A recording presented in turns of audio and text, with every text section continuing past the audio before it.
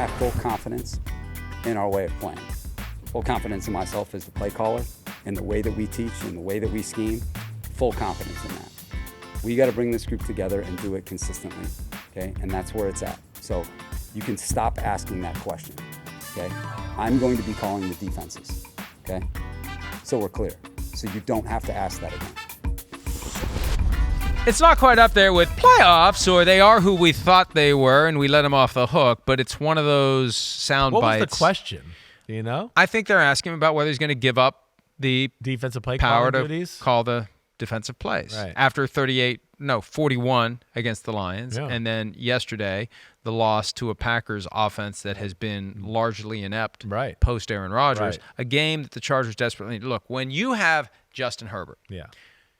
and all the other stars they have, I was saying this last night, they are the best dysfunctional team in the NFL. Yeah, right. That's a good way to say it. They have so many stars and they can't deliver. Yep. And in this year in the AFC, with the quarterback injuries, with the mediocrity, with teams falling off, why in the hell are they not in the thick of things? Why are they not in the 7th spot right now or the 6th spot? Because they have their guy they paid a pile of money to.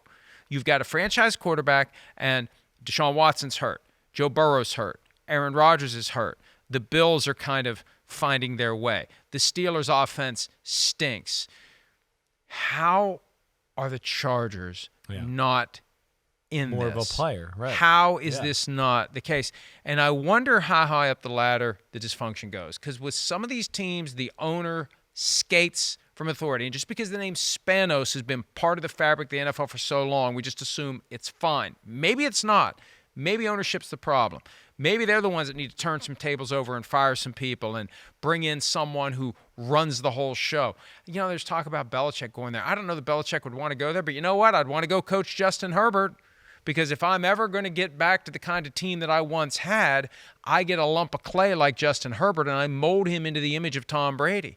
I think Justin Herbert, like Josh Allen, does not want to be the straw that stirs the drink. He wants to go with the rest of the particles of the liquid, but he's the most potent piece they have. Sure.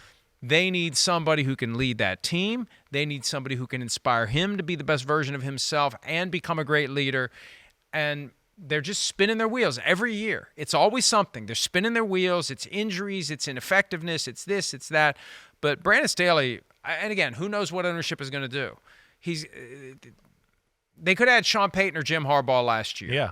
We know Not they wanted that the job. I'm saying that they should have hired Jim Harbaugh. They could have had Sean Payton, and look at what Sean Payton's doing with Russell Wilson. Sure, right.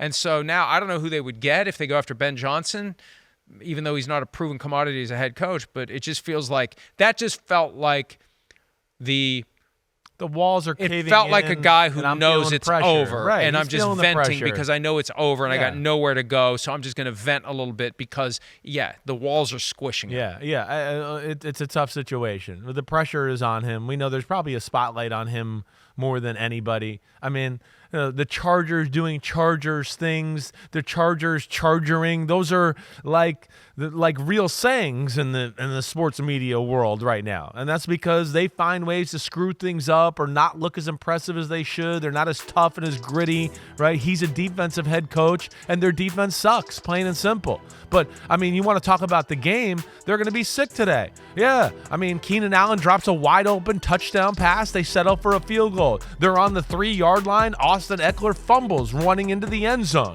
At the end of the football game, we see Quentin Johnson here. Got a chance to get in field goal position with that throw right there. Drop the pass. It's Asante Samuel pass interference on 3rd and 20, right? It's mistakes that, of course, fall back on the head coach and that we just see repetitively too much. So you start to go, wait, they're not being coached out of this. And then you talk about it. The talent on the football team is better than what they show on the football field. They've lost 4 out of the last 6.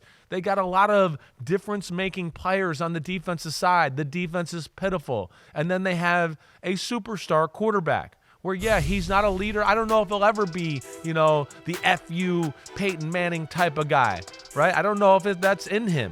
We'll see. But either way, there's got to be some leadership or something on that side of the ball that jumpstarts them too, and they're never great at running the football. They don't have great weapons at receiver. They got good receivers right now. but it's disappointing that they're this talented of a football team, and here they are at 4-6. If I was a Chargers fan, it would drive me Yeah. crazy because you look at the roster and you say, this team should contend. This team, if everything worked right, would be among the best in the NFL. But it's always something. It's usually injuries. But even without injuries, it's still they just can't deliver. They should have won that game yesterday. Or that they're equal to, right? I know they beat the Bears and the Jets, right? And we know they have severe issues with their football team. That's great. But the Cowboys, the Chiefs, the Lions, and then on the road in Green Bay, where that's a game that they should have won and should beat Green Bay. Yes.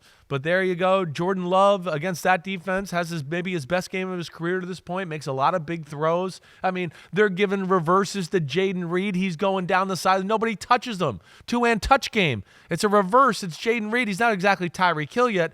Just nobody touches him.